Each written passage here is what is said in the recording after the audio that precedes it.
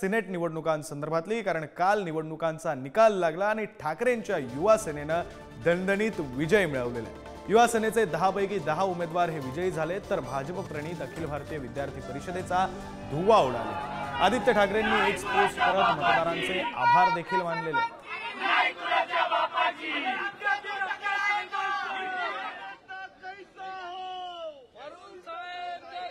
युवा सेनेने परत एकदा वर्चस्व हे सिद्ध केलेलं आहे। हा जो निकाल आज आम्हाला मिळालेला आहे हा केवळ एका सरळ सोप्या निवडणुकीतला निकाल नाही। गेले 2 वर्ष या निकालाकरता सगळ्या युवा सैनिकांनी प्रचंड संघर्ष केलेला आहे। ही निवडणूक ही गेल्या वर्षी होणार होती, त्यावेळी 92,000 मतदार यादी होती आणि त्यापैकी सुद्धा आम्हाला खात्री होती आम्ही 10 पैकी 10 जागा जिंकू, पण या घाबरट सरकारने तेव्हा ती निवडणुकीला स्थगिती आणली। त्यामुळे हा जो विजय आहे हा आदित्य ठाकरे साहेबांच्या नेतृत्वाचा विजय आहे, हा सामान्य युवा सैनिकाच्या मेहनतीचा विजय आहे। आपल्या प्रतिनिधी शिल्पा नरवडे सध्या आपल्या सोबत आहेत, आपण त्यांच्याशी बातचीत करूया। शिल्पा, खरे तर काल रात्री उशिरापर्यंत निकाल लागत होता, अतिशय प्रलंबित बहुप्रतीक्षित अशी निवडणूक होती। निवडणूक पार पडली, ठाकरेंच्या युवा सेनेनं 10ही जागा जिंकल्यात।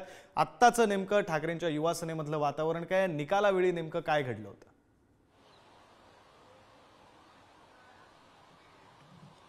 नक्कीच विक्रांत, 2 वर्षापासून प्रलंबित असलेली मुंबई विद्यापीठाची पदवीधर सिनेट ही निवडणूक पार पडली। यामध्ये काल मतदान मोजणी झाली आणि निकाल देखील हाती आलेला आपण पाहिलेला आहे। युवा सेनेच्या 10 जागांवर दणदणीत युवा सेनेने विजय मिळवलेला पाहायला मिळाला आहे। मात्र अखिल भारतीय विद्यार्थी परिषदेचा दारुण पराभव झालेला पाहायला मिळालेला आहे आणि अगदी कमी कालावधीमध्ये 2 वर्षापासून ही निवडणूक प्रलंबित होती। मात्र निवडणुकीची तारीख जाहीर केली आणि त्यानंतर निवडणुकीला स्थगिती दिली आणि हायकोर्टाने निकाल दिल्यानंतर पुन्हा युवा सेनेमध्ये आनंदाचं वातावरण पाहायला मिळालं आणि ही सिनेटची निवडणूक घेण्यात आली।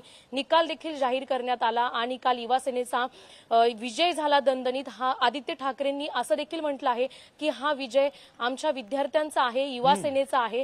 त्यांनी कार्यकर्त्यांनी केलेल्या प्रचंड मेहनतीचा हा विजय आहे आणि येणाऱ्या काळामध्ये महाविकास आघाडी सरकार असाच विजय मिळवत राहील आणि भाजपचं जे सरकार आहे त्यांचा दारुण पराभव अनेक वेळा पाहायला मिळणार आहे।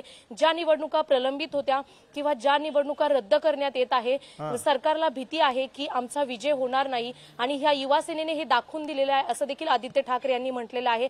आज प्रचंड कार्यकर्त्यांमध्ये उत्साह पाहायला मिळत आहे आणि ह्या ज्या 10 जागांवर विजय मिळवलेला आहे हे सर्व उमेदवार आज मातोश्रीवर जाणार आहेत आणि त्यांच्या विजयाचा आनंद साजरा करणार आहेत। विक्रांत, धन्यवाद शिल्पा दिलेल्या सविस्तर माहितीसाठी।